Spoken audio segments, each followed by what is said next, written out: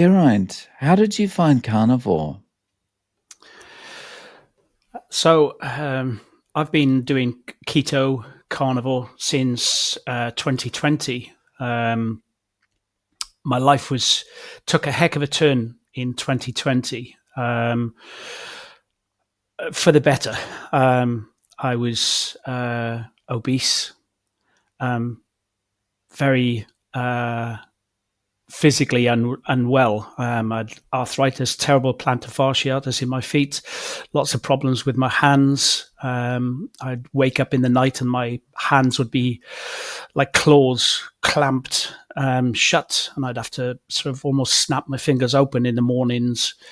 At the beginning of 2020, I'd been referred to a psychologist for talking therapy. My mental health was in a very bad state.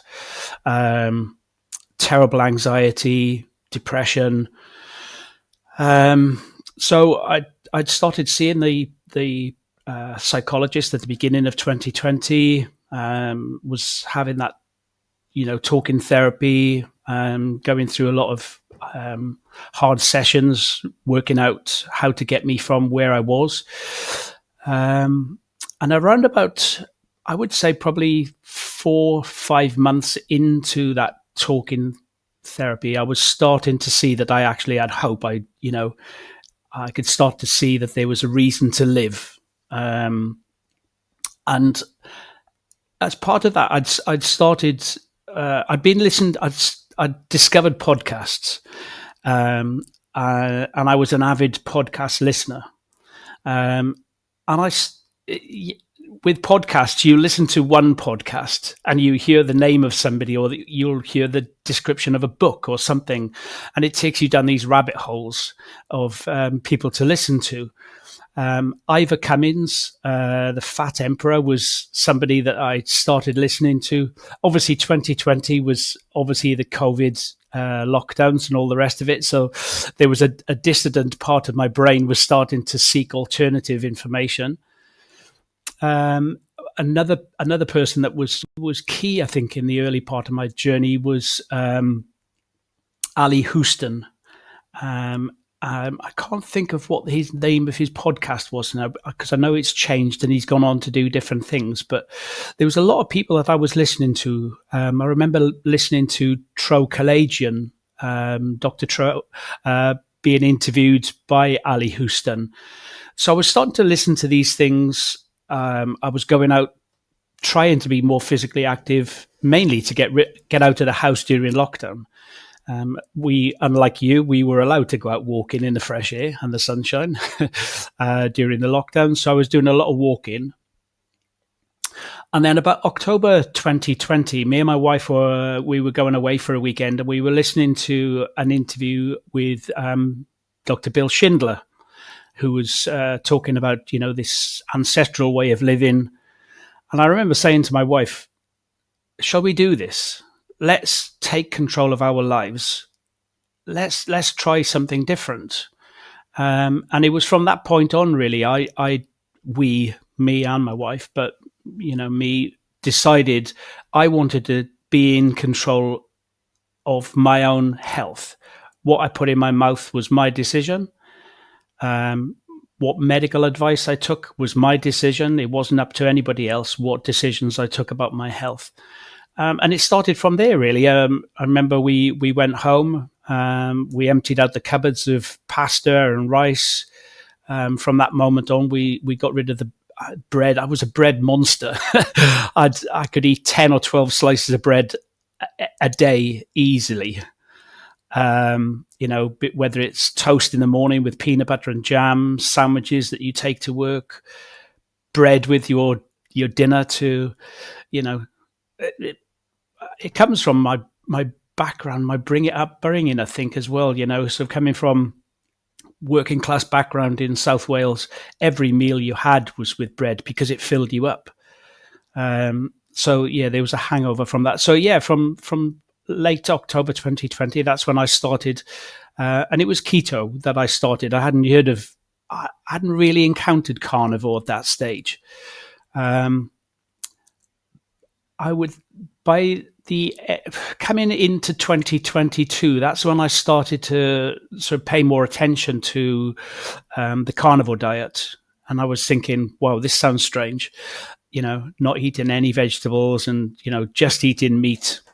But it wasn't off-putting because I've always been a big meat eater. I've loved it. As a kid, I didn't like liver, but we were forced to eat it as kids because my parents didn't have much money. So, whatever was on the table for dinner, that's what you got for dinner.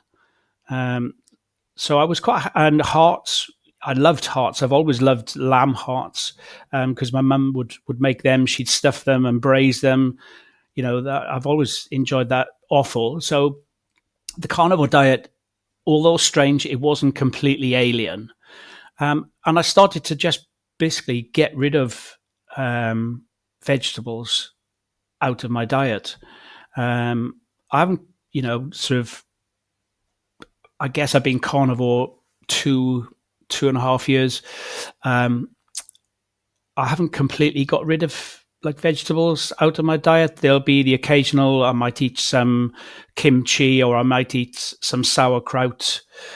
So lost a lot of weight, 5.5 stone. I was at least 20 stone when I started this journey back in 2020. And so I'm now lighter than I was when I got married at the age of 22 back in 1987. Oh, wow. And how tall are you? 5'11". So I've lost a lot of weight. I've changed my life. I've become much more physically active. And things have changed. I don't stick to the same things all the time. I do a lot of weight training now. I still do some walking. I used to do a heck of a lot of walking, as I said to you, that started in lockdown, which I can't remember when it was. It must have been about 2020, beginning of 2022. I did a walking marathon around London. So that was 27 odd miles. And a couple of months after that, so that was an organized walk. And a couple of months after that, I decided that someone had said to me about, with the same charity that organized the walk, you could do a 50-kilometer walk. And they wanted more money for it. And I thought, well, I can walk out of my door and walk 50 kilometers and I can do it on my own. So I did it. I chucked a backpack on, had my food for the day, and I walked along an old ancient trading route, which goes from Epping, which is near where I live in Essex, and it goes all the way out to the coast at Harwich. I didn't walk the full distance because I think it's 70 or 80 miles in total, but I walked just over 50 kilometers, which was 33 miles, and I did that in 12 hours. Just fully keto, had my fat bombs and meat and everything in my backpack. I think I treated myself to some Greek yogurt as well. I thought, I'm walking 33 miles, so I guess that is going to be okay. Wow, that's awesome. And so, I guess with keto and going into carnivore, your desire to actually move has probably increased, right? 100%. My family comment that I just can't sit still. I've got energy to unbelievable amounts of energy compared to what it used to be. I mean, people often say to you, because I try to not be as what's the word, evangelical. I was very evangelical when I first started. After the first 6-7 months, and things are changing so dramatically for you, you just want everybody to do it, and you want to tell everybody about it. I've toned that down a lot now. But when you say to people the things that have changed for you, like I said, my arthritis in my hands, I couldn't make a fist. My hands felt like I was wearing boxing gloves. I just couldn't close my fists. I'm not sure how long it was. I would maybe 3 or 4 months after starting the keto diet. It was like all of a sudden, hang on a minute, I can close my fists. I've never taken any medication for it, but that's gone away. I can close my fists. My hands are not like locking up during the night because I was wearing splints on my fingers to keep my fingers straight in the night so they didn't lock up in the mornings. That just went away. The plantar fasciitis in my feet, I could walk, but as soon as I got back and stopped walking, the pain in my feet was incredible. It was like walking on ball bearings. That disappeared, just went away. And everybody says it. The clarity, the mental fog just lifted. And all of a sudden, in my mind, I just felt super sharp, really awake and alert. And I described it as being, I've gone from, looking through life through frosted glass. And now all of a sudden I'm looking through no glass. And it's just, the sharpness of life, and my brain was just so evident. Along with that clarity, did you find an improvement with your mental health? Definitely. The talking therapist, the psychologist that I spoke to, she definitely, it sounds dramatic, but I think she saved my life. I think we had our last session in about July 2020. So I was in a very good place. I had all,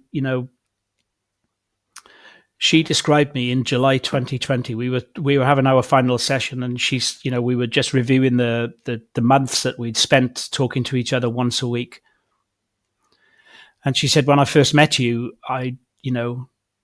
to my mind, you were an alcoholic, suicidal alcoholic, is how she described me, which was quite shocking for me to hear that, even though I'd come out of it and I was, looking forward to the future, had a life, had plans to make a better life for myself. It was still shocking to listen to somebody say that about how they perceived you when they first met you.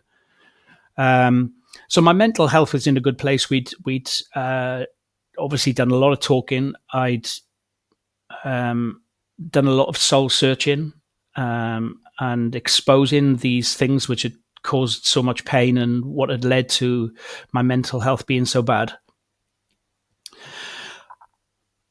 But I know my depression has never come back. I've had depression in some form or another most of my adult life. I think I say I'm one of those people, but was it because of what I was eating? That I've had that view of life, more of a depressive type of view of life. My anxiety kicked off back in 1998 when my mum died. My mum died. She turned 60 in September of 1998. In the October, she had pancreatitis, was in intensive care, and she died in the December of that same year. So literally a couple of months after turning 60. And I'd been a very confident person. And then all of a sudden because she was such a huge figure in my life and my family's life, she was the glue that kept us all together. That was ripped away from us, and my anxiety sort of kicked off from there, really. But I can say now, where's my depression gone? I haven't had any depression. I've had low things happen in life. My dad died nearly 2 years ago now. So life events happen. But looking at, I know for a fact that if I wasn't keto carnivore and my dad had died, I would have been a mess. But I feel much more resilient to take the slings and arrows that life throws at you, the challenges that life throws at you. And I feel much stronger mentally to cope with those things. I'm not saying that of course I've grieved. And, my dad was in his late 80s, and because of the COVID situation, we actually became much closer because I was nearly 200 miles away from my dad and I couldn't come to see him because of all the lockdown nonsense. I decided, right, if I can't come and see you, I'm going to ring you every day because he was isolated, lived on his own. So we spoke to each other every day, from early 2020, from March 2020. And then after the lockdowns finished, I'd said to him, right, I'm never not going to come and see you. I don't care what anybody says. I will be coming to see you.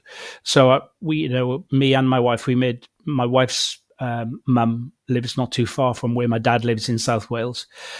So we made an effort, much more of an effort, to come down every 3 or 4 weeks to visit them. So me and my dad got a lot closer. And I know that I would not have coped with his death as well as I have. So, along the way, have you had any other health issues? Yeah, so much to my surprise, in January 2023, I had a heart attack. Obviously, I thought that, after, I'd made these decisions to go keto carnivore, was making all these decisions to make changes to my life, to my health, for my future. It was a bit of a shock. So I'd gone to bed on the Thursday evening and was woken up at 3 o'clock in the morning, and I describe it as it felt like I had an elephant wearing stilettos standing on the middle of my chest. The pain was just indescribable. All the usual things. I sort of managed to get out of bed. I went to the bathroom. I was vomiting, and my wife was saying to me, "What's wrong? What's wrong?" And I'm like, "I don't know. I'll be okay. I'll be okay." And my wife is a queen of Google. So I was freezing cold, sweating profusely, vomiting. She said, "You're having a heart attack." And I went, "No, don't be stupid. I'll be fine in a minute. I'll be okay." And she went, "No, no, no." So, luckily the paramedics came out really quickly. I'd already said to my wife, "Go and get me some aspirin from the cupboard." And I took some aspirin straight away. So 3 o'clock, I was woken up. By 6:30, I'd already gone through the cath lab at the hospital, had a blockage removed and a stent fitted. And by 6:30, 7 in the morning, I was laying in a hospital bed with loads of wires all over me, having had a really major heart attack. It was in the main descending artery. And I remember lying because I was fully awake the whole time at the cath lab, lying on the table, looking at the TV video screen of my heart not beating. It was beating on one side, but one side wasn't. It was, pretty scary. So one thing that, as a consequence, I was still, obviously I've kind of said that I was alcoholic back in 2020. I was a functioning alcoholic. I know a lot of people wouldn't describe it probably as alcoholic, but I couldn't go one day without drinking. My drinking would be of an evening. I'd get to 3, 4 o'clock in the afternoon and I'd be thinking, "Oh, great. What can I drink tonight?" And then it'd be that ritual of going to the shop and then choosing what you were going to drink. More often than not, because of and if you've had mental health, I think you'd understand it's hard to make decisions because your mind is so engaged in this inner dialogue of ruminating and whatever else. So I'd go to the shop, but then I'd spend ages because I couldn't make my mind up what I was going to drink. So when I laid in the bed after having had my heart attack, I said, "That's it. I'm not drinking anymore. My body's had too much of a shock. I've survived this warning shot. I can't put this stuff into my body anymore." And I haven't touched a drop of alcohol for almost 3 years now. And that was my big wake up call, really, that, my poor lifestyle, that the mental health has a huge impact on heart health because of the increased cortisol and stress that your body is under through the anxiety and everything else that your body's going through. So yeah, I've not touched a drop since. So my heart function, going back to the heart attack, my heart function was severely affected. Straight after the heart attack, my heart function was around about 32, 33%. It's normally measured at a normal heart function. Ejection fraction is 57, 58%. Mine was down around 32, 33%. So when I came out of hospital, I think 2 days before my heart attack, once or twice a week, I'd go out and I'd do this walking with a heavy backpack on. And I'd done a walk a couple of days before my heart attack where, put 30, 40 pounds in my backpack and go out walking. To a couple of days after my heart attack, I'd struggled to walk around the hospital ward. And when I came out of hospital a week later, I'd go for a walk in the street. My wife would come with me or my daughter. And I'd say, we've got to go back. And I'd only have walked for like 3, 4, 5 minutes. But the lactic acid in my legs felt like I'd run a marathon. So I gradually started doing things like I'd walk up and down the stairs, started doing that more and more, walking a bit further. And I'm not sure that the time now, it's a little bit unclear, but I would say within 3 months, I had to go back and have another echocardiogram to see what my heart was doing.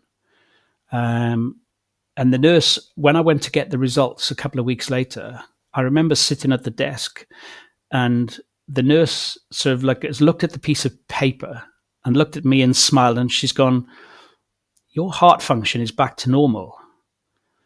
It's 56, 57%. She said, "You have got a tiny bit of scarring on your heart, but it's normal." And I didn't think, obviously I thought, wow, okay, I wasn't expecting, I knew it was better because I was doing more and more exercise and activity. But I wasn't expecting it to be normal. I thought maybe 40%, I could live with that. That'll be okay. But when she said, "Yeah, it's back to normal," I was, what? And I honestly, and I put that down to keto, carnivore, definitely higher fat, because after my heart attack, I sort of thought, right, I've just got to be really strict on this. This isn't the problem. This is going to help me giving the body the fuel I need. So afterwards, after you'd been in the cath lab, were they like, okay, statins, like low fat, eat spinach, Yeah. don't, yeah. Was it, what happened with that? So, yeah, I can clearly remember lying in the hospital bed, and it might have been a couple of hours after the surgery, and had this group of doctors, including the surgeon, who she'd saved my life. The medical system saved my life, which is, I think, you can't fault them for what they do in an emergency. She saved my life, undoubtedly, and I'll be forever grateful for that. And I can't remember if it was her or one of the other doctors. They were like, right, you need to go on this, you need to take this, you've got to take this, and this. And there was, I don't know, maybe 7 or 8 drugs that they wanted me to take. And I was like, I can tell you now, I don't care what you say, I am not taking statins.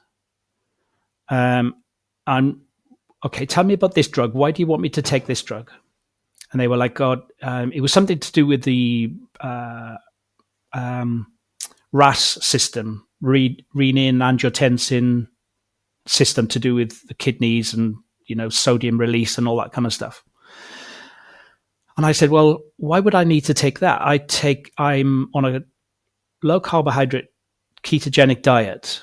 My kidneys and that RAS system is working perfectly fine because I'm not eating lots of sugary things, which would stop it working very well. The aldosterone, that's the other A in RAS. The aldosterone isn't, having this effect of wanting to hold on to the salt. So I'm not going to take that. And I had these arguments. There was a couple of drugs that I could understand. A beta blocker, to help control the electrical signal of the heart and to calm the heart muscle down. And there was another one. I can't remember which one. There was two that I took. But it was a constant every day. Why don't you want to take this? Why won't you take that? We need you to take this. And it was almost like, well, we need you to sign in blood to say that we've told you to take these drugs and you're refusing. And I was like, yeah, that's fine. I mean, even I remember the final straw was this orderly who was basically, serving teas and drinks on the ward to the patients, said to me, oh, you should really take the drugs. You should really take the drugs. And I said, what do you know? So I called the matron, I guess you'd call her. And I said, look, you have to stop. I said, I've just had somebody that knows nothing about medication, knows nothing about me, advising me to take the drugs. I said, he's serving cups of tea.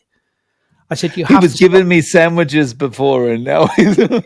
Yeah. So I said, look, you're causing me more stress. You've said to me, I need to minimize my stress to recover from this heart attack. You lot are causing me more stress by trying to sort of shovel these tablets down my neck. I don't want to take the tablets. I'm making that decision for me. I know what the side effects are from statins. I also know that the benefits you will tell me about are rubbish. It's a statistical fudgery. They aren't what they say they are. They aren't as good as what they say they are. So yeah, I mean, one of the drugs, it was done quite sort of facetiously because I said, well, what's the risk benefit of taking this then? And the surgeon brought me some, New England Journal of Medicine article or medical study about this drug. And I read through it and I said, well, you haven't told me about this or this or this, have you? And there was bits, I'm not a scientist, but I could see that there were downsides to taking this and the benefits weren't as great. I just said, no, I don't need all those things. So the whole drug thing I remember going on a follow-up visit to have another test done on the heart, an ECG, I think it was.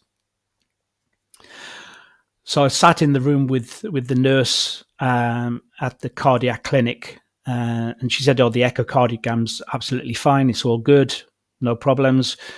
And then she starts talking about statins again. And I said, look, I am not going to take statins. Okay. They're not a wonder drug. They're not going to save my life.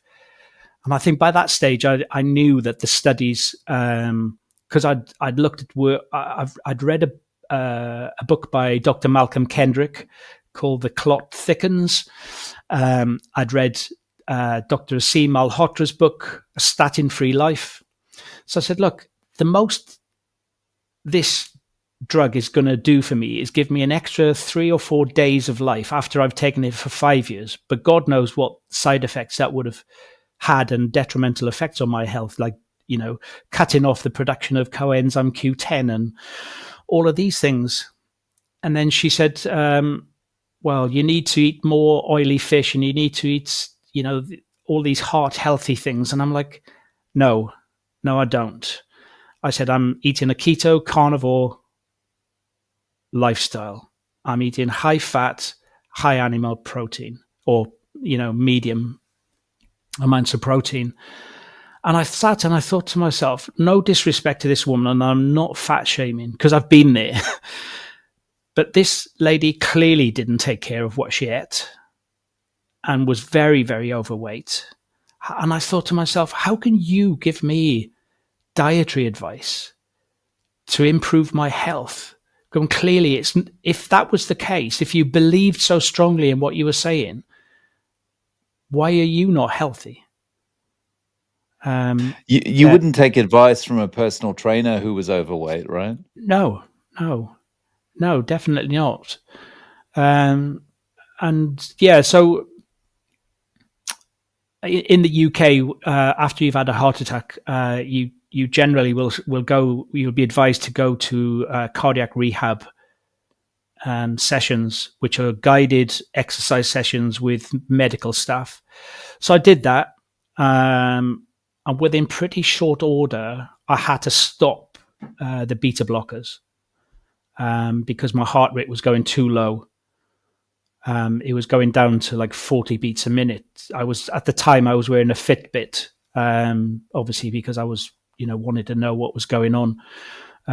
So yeah, we had to stop the beta blockers. And the only really sort of residual thing that is left over from my heart attack is for periods of maybe a few months at a time, I'll take some like a very small dose of aspirin, and I'll take it every other day for a couple of months, and then I'll stop for a little while. And it's almost like an insurance policy in my mind, I think.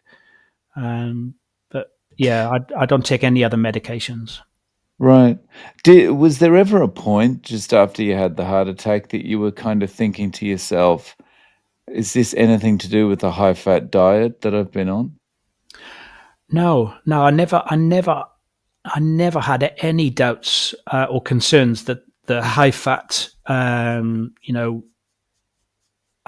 any causal link to it. Because I'm such an avid listener of podcasts. I'm an all or nothing person. So if I go into something, I'll go into it. I've read so many books. At the moment, I'm reading a book by a researcher, John Yudkin, who wrote the book back in the 1970s about sugar. Oh, the sweet, white, and deadly, or That's something it. like that. That's it. Yeah, yeah, yeah. So I had no doubt in my mind that the link between saturated fat and heart disease is complete fantasy. It's Ansel Keys is probably the godfather of this crazy belief that saturated fat and cholesterol was clogging the arteries, just like it clogs the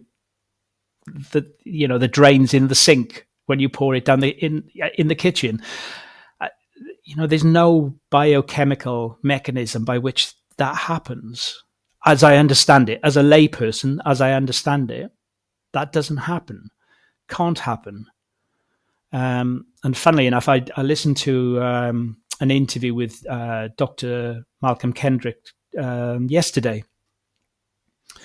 And again, just reiterating, that LDL cholesterol, the mechanism by which that causes the plaques and the atheroma is not what the mainstream would lead you to believe. So no, I knew in my mind, having read, Dr.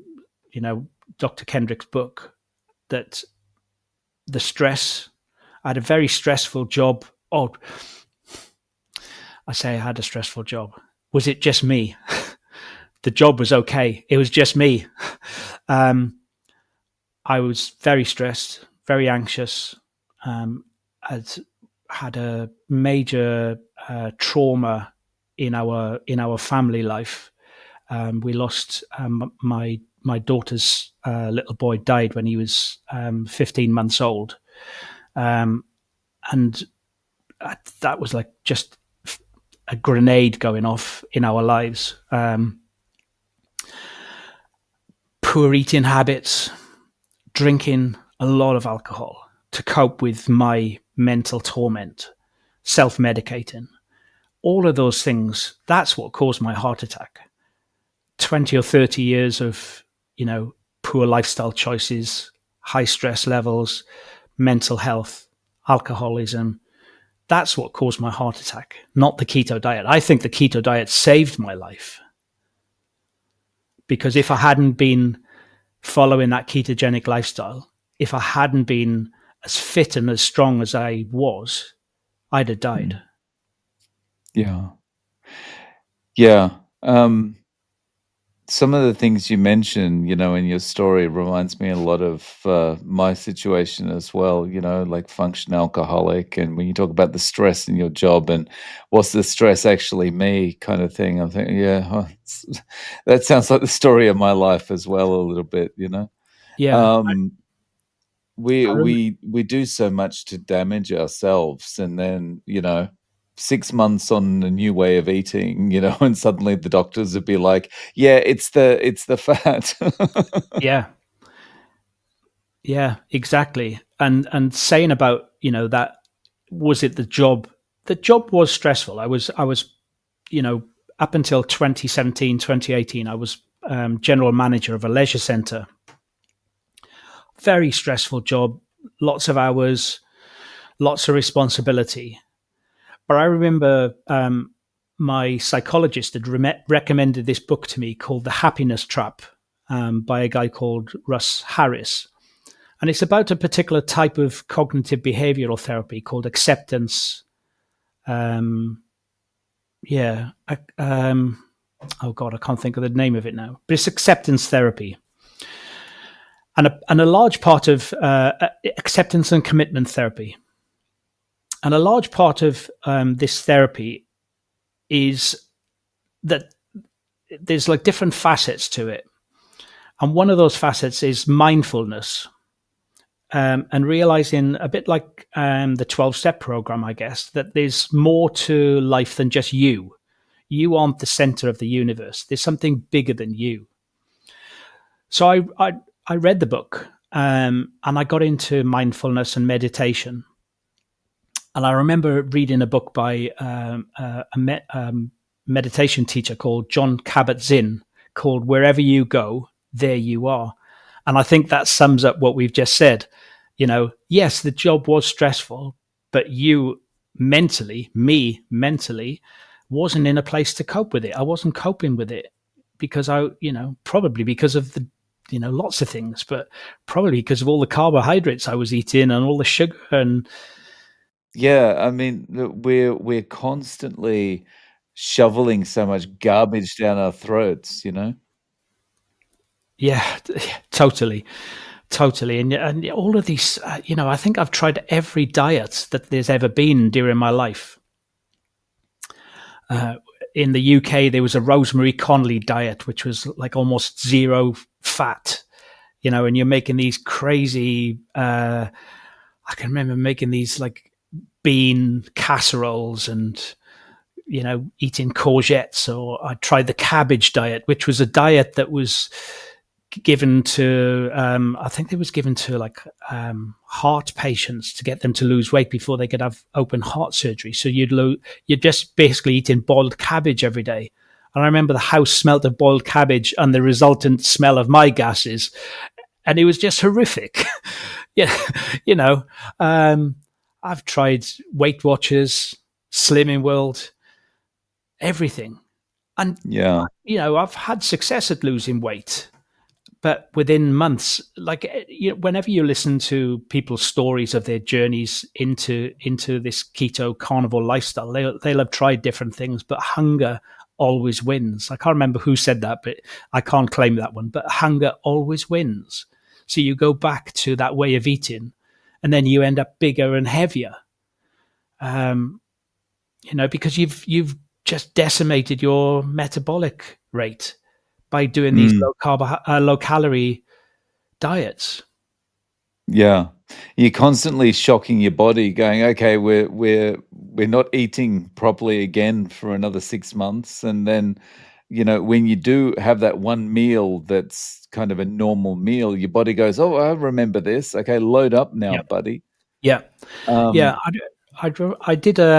So uh, before we started recording, I said to you that I'd been in the police force. I was in the Met Police, and I was medically retired. I'd had a car accident on duty and was medically retired.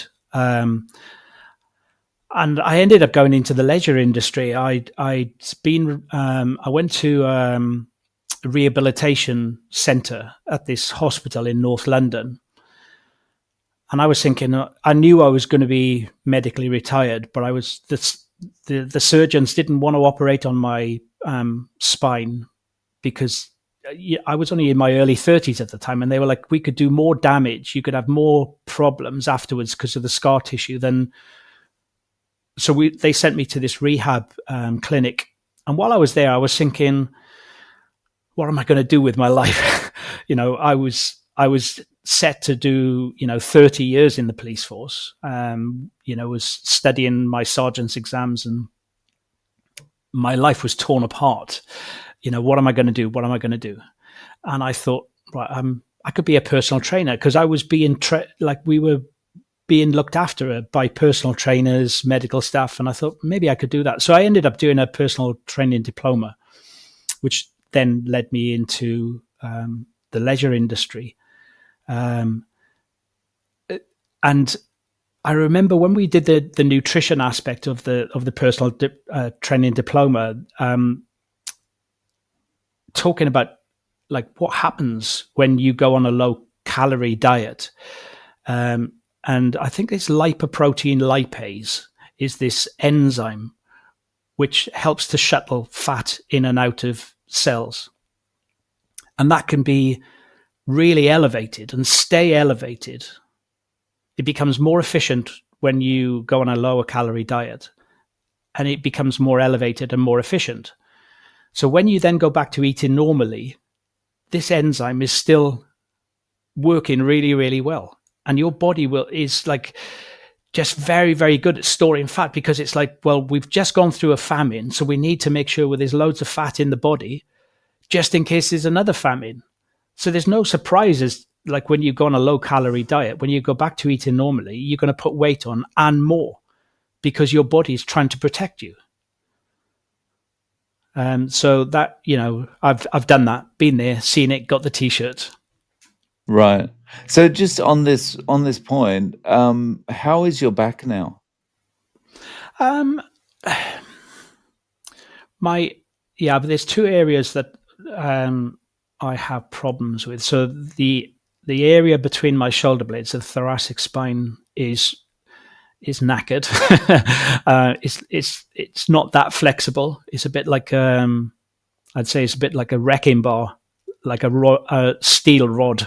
There's not much flexibility there, but I've learned to cope with there's a residual level of aches and pains in my back. I've got to be very careful with my lower back. So I can do squats, but I do squats holding like a dumbbell. I don't do heavy squats. My lower back and bending sort of from the hip, I've got to be very careful, very strict about those sorts of movements, because my lower back it gets upset very easily.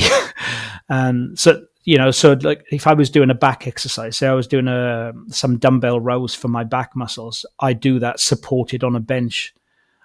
Like if I'm leaning forward unsupported, then my lower back is really going to start saying, hey, what are you doing? You can't do that. So yeah, I haven't had, touch wood, I haven't had my back lock up for a long, long time. But yeah, there was quite considerable damage to my mid and lower spinal areas. But yeah, I mean, I just get on with it now. Yeah. So day to day now, how is your eating? Like, are you doing one meal a day, 2 meals a day, and what are those made up of? I've been probably fairly consistently 2 meals a day since I started this journey back in 2020. Back in 2020, I decided that because you're listening to all of the same kinds of people, and this, they're talking about this time restricted eating, fasting. So I gradually phased out breakfast. I started, I'd have breakfast at say 7:00 before I started work, and I'd gradually push that out. And I got to, say 10:30 in the morning, and I was thinking, well, there's no point having breakfast now because I'm just going to have lunch. So I phased breakfast out, and I've stuck to that really, for the last 5 years. I do on occasions do a 24-hour fast. So I'll then say eat my evening meal on a Sunday, and then I won't eat anything then till Monday evening. I've done a few longer fasts, 2, 3. I've done a 5-day fast. I'm not. It's not something I put into my regime that often. I try. I think over the last 5 years, I look at things more and more through like an ancestral lens. What did our forefathers do? So occasionally, I might do a couple of days fast, but I don't. I'm not. It's not like a religion to me. I don't. I'm not dogmatic about it. And in terms of what I eat, minced beef, because it's pretty cheap. Not that cheap as in the last couple of years. The price of it has, jumped considerably because of what's going on around the world. But yeah, minced beef is quite a big one. Eggs, bacon, particularly streaky bacon. I'm very lucky. I've got a guy that I know is a commercial butcher. He supplies restaurants, so I get all my meat from him. And the bacon that he does is really, really nice, thick cut, streaky bacon. It's lovely. Get that nice and crispy. Evening meals then will be, again, I know, chicken isn't as good as beef, but I do get the best chicken that I can afford, which is probably 5 times the price of what you would get a chicken in the supermarket. You think you can buy like a whole chicken in the supermarket for 3, 4, 5 pounds in the UK, and that there is an element of animal welfare. So I will get a free range chicken that's outside in the sunshine. I do eat pork. Occasionally, I'll get wild boar from the butcher, which is really nice. Lamb. I'm blessed. Where I'm sitting at the moment in my dad's house in South Wales, I can see on the mountain opposite my dad's house the sheep that I eat, because I know the farmer. And the end of this month, I'll be having another delivery of mutton from their farm. I'm on an email list, and Rachel, the farmer, she'll send out an email to say, right, we're culling some sheep. Who wants some? I've also got some beef coming from their farm in September. Lamb, mutton, that is a firm favorite in our house. If you've never had mutton, you've got to try it if you can get it. The fat is much thicker. You've got to slow cook it. It takes a lot longer to cook the mutton because it's an older animal, but it's worth the wait. It's worth the wait. The fat is heavenly. So you mentioned the whole house. So is your wife kind of doing the same thing as you? Yeah. She's not. She's more keto, not so much carnivore. She does, still like, but yeah, very, very low carbohydrate vegetables. It's not like she's eating pasta and rice. It's none of that. I've even managed to get my son on a, I would say, carnivore during the week. And he's lost, I think since Christmas time, he's lost 4 stone. And he's feeling healthier. His mental health he feels much stronger, much better mental health wise. He's looking very lean and very athletic, and very happy. Oh, that's fantastic. It's really good when you can tell people about it, and then over a period of a few months, they see such massive results. Yeah, and I've said to him, he now and my daughter and my son-in-law, they've done keto. They have the answer. I said, you now have the answer.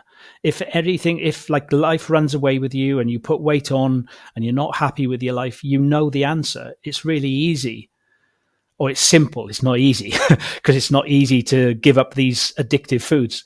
Um, the answer is simple. Stop eating pasta and rice and bread and all these starchy carbohydrates and all these processed foods. Just go back to simple, basic food. Eat real food. I think it's Zoe Harcum. Do you know Zoe Harcum? She says, eat real food. And it's so true. Just eat real food and you'll be fine, you know? So yeah, I'm happy to give information to people that want to know. It's difficult though. This lifestyle to get started can be very difficult, very challenging because these foods are so addictive. You don't realize how addictive they are. It's like even now, I'll smell if somebody's like if you're in a hotel or a restaurant or something, particularly a hotel, and you smell them cooking toast. What is it about the smell of toast? It's like crack cocaine. It's so addictive. Yeah, yeah. Yeah, right. So, given the addictiveness of all those kind of air quotes foods that we have these days, someone came to you and said, "Okay, I'm ready to give this a try. What do I do? I know I'm addicted to this food. I'm eating a loaf of bread a day, that kind of thing. I need to get off it." How would you advise them to move towards carnivore? I'm definitely a firm belief that taking it slowly, you know, it depends on what type of person you are. My son is an all or nothing person, so he just says, "Right, I'm just going to give it all up tomorrow and just eat meat." Whereas if I didn't really know the person that well, I would say do it gradually. You know, maybe stop, just cut the bread, get rid of it. You know, go cold turkey. But still eat other carbohydrates. You know, I remember when I started, I was still eating. Occasionally, I might rather than eating normal mashed potato, might eat some mashed carrots and swede, which were a little bit more fibrous. You know, to take that, and I know there's people in the carnivore keto space that say that the microbiome needs time to slowly adapt to a new diet. So do it over a period of weeks. Just gradually phase out and change. The biggest things I would tips for people was don't let it to chance. Make a plan. Know what you're going to eat for lunch. If you take your lunch to work, prepare it. Take it yourself. You're in control of what you're eating. You're not going to the supermarket and being tempted by all the shiny, nice, lovely looking stuff on the shelves. Take your own food. I'm meticulously plan my evening meals 2 or 3 weeks in advance, and I keep that meal plan on my phone. And I've done that from the beginning, and I still do it now. Because I know then when I go and order the food from the supermarket, I know what I'm going to order. There's nothing. I would say have a definite plan of what you're going to eat, and get rid of stuff from the house. You know, I know I was lucky because my wife was doing it as well. It'd be very difficult if you're having two cupboards, one the carbohydrate cupboard and one the non-carbohydrate cupboard. That would be a difficult thing to do. But I think having someone to support you as well is also a key thing to do. But if you haven't got that, you've got to then rely on yourself and say, right, this is my food. That's not my food. Yeah, that nice advice, and yeah, I certainly I concur with the issues with having two different kind of eating patterns in the same house. It makes it difficult, because you're always, giving up carbs. You're always drawn to that carbohydrate cupboard. Yeah, and I think the other thing to say is like, what is your mindset? You know, what is your why? And I was very clear on my why. My why was I want to go into whatever age I get to. I want to get there as healthy as I can be and as vibrant and physically strong, mentally strong. I want to get, if I die tomorrow, it doesn't matter because I'm healthy and physically strong. I don't want to be sitting in a nursing home being fed soup through a straw, sitting in a corner, having people having to lift me on and off a toilet. I don't, that may happen, who knows? But I'm going to do everything I can to not. So that's my why. I want to get into my old age still being, vibrant and just full of life and wanting to live. So having that why, I think, is important. And the other thing as well is, if you fall off the wagon and you have a cheat meal, or someone offers you something and you can't resist and you have it, that doesn't stop you from then getting back on the wagon your next meal or the next day. One small meal doesn't break a diet. It doesn't break this lifestyle, because you can just jump back straight in. So knowing that in your mind, rather than thinking, oh my God, I've had a bag of chips and a piece of fish from the fish and chip shop today. Oh, that's it. That's the end of the world. It's not, because tomorrow's another day. And that one meal is not going to destroy all the good work you've done by removing all the rest of the rubbish from your diet. And I think sometimes I remember it was a couple of years ago. We were on a family holiday. It was just after my dad died, and it was me, my wife, my son, my daughter, son-in-law, my granddaughters. We'd all gone away, and we were in a seaside town in North Norfolk, beautiful little part of the UK, typical Victorian seaside town. And we were talking about lunch, what we're going to do for lunch. And they, funnily enough, they said, oh, let's go and have fish and chips. And we found this fish and chip shop that cooked their fish and chips in beef tallow. And I thought, I can either stress out about this, or I can sit with my family, with my children, with my grandchildren, and just have a really nice family meal. The rest of the time, I know I'm strict. I'm not going to eat this kind of food. So I'm just going to sit and enjoy. Because I think to myself, I could be really stressed about the fact that I'm having to eat this food, which I wouldn't choose to have. What damage is that stress doing to my body? Or I can just sit and accept it and just think, yeah, I'm just going to eat a little bit of this. I'm going to eat the fish. I didn't eat the batter because wheat it does not agree with me. It instantly, as soon as I eat, I've eaten a little bit of batter off fish, which is made obviously with flour, and it's like a hand grenade going off in my stomach within minutes. So I just take the fish out of the batter. Yeah, so I think having a good mental attitude to how you're going to take this journey forward, I think that's key as well. Very nice advice. So, Geraint, how can people reach out to you? Do you have any social media or any way of getting in contact? No. I came off of social media, God, it must be 8 years ago now. I used to be on social media, Instagram, Twitter, as it was. No, I don't like the fact that it's so manipulative, so addictive. So I stay away from it. I mean, if people want to reach out to me, you've got my email address. So if they contact you, you can pass on my email address to them. I'm happy to talk to people. If they want to correspond by email or whatever, have a chat, and, I'm more than happy to do that, because people have done that for me. Funnily enough, I'm really good friends with a lady called Jackie Fletcher, who runs the Fabulously Keto podcast in the UK. And after my heart attack, she put me in touch with a couple of people that she knew, including a guy, Dr. Tony Royal, who had also had a heart attack.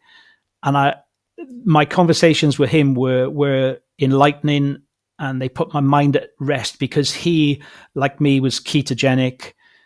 I decided not to come off the medication, not to follow the advice. And it was really good to talk to somebody like him. So I know that if there's somebody out there who identifies with my story and wants to talk, then I'm more than happy to do that.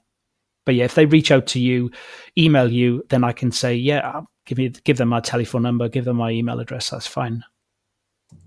Yeah, no problem. So yeah, if people want to get in touch with you, if they just shoot me an email and I'll pass on their details. Yeah, Geraint, thank you so much for coming on and sharing your story. I really appreciate your time. no problems.